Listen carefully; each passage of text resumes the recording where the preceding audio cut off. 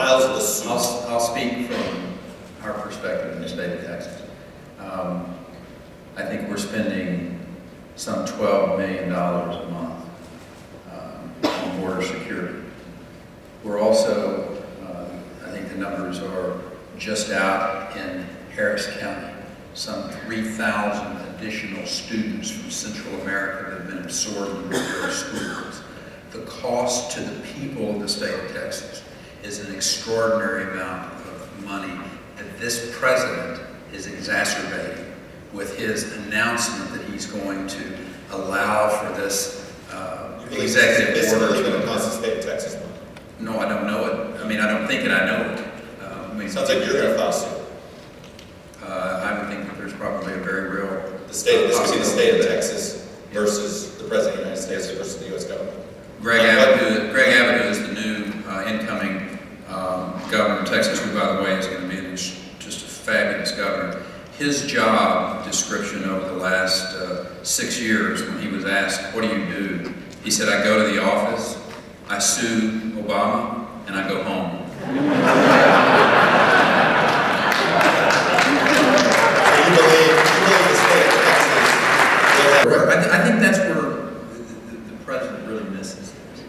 And I found out that the president is not particularly interested in it when he came to Dallas and I asked him to come to the border to take a look at what was going on. Is it a and fact the president, that the border take me a second, Chuck. Let me share with you one thing that I think is very important here. The president of the United States did not know that his border patrol agents were 45 to 50 miles away from the border in an apprehension type of a position rather than on the border in a prevention position. He looked at Valerie Jarrett and said, is that right, Valerie? And I said, I can answer it for you, Mr. President. It's true. The president does not care, I think, about securing the border. I think that's the problem American people do.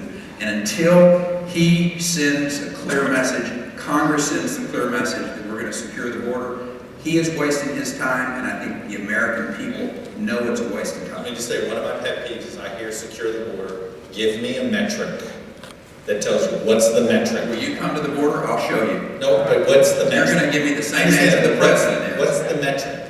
What is it? You put the boots on the ground. Yeah. You put the aviation assets. Here's what's happened since May and July. We had over 10,000 apprehensions per month in May, in May and June. In July, after we had surged, our law enforcement, Department of Public Safety, Texas Ranger Recon teams, our Parks and Wildlife wardens, literally putting those wardens in the river, in the boats. We saw a 50% reduction in apprehensions in July. We saw a 50% reduction of that in August. That's the matrix you're looking for. We are headed in the right direction because we're sending a clear message. There are personnel, law enforcement, and military individuals on the border. You cannot come and just cross the border, throw your hands up and say, here am I, and stay in this country. Mary. Here's what I'm thinking. I'm thinking you're probably not going to get invited to do a moderation for a presidential debate.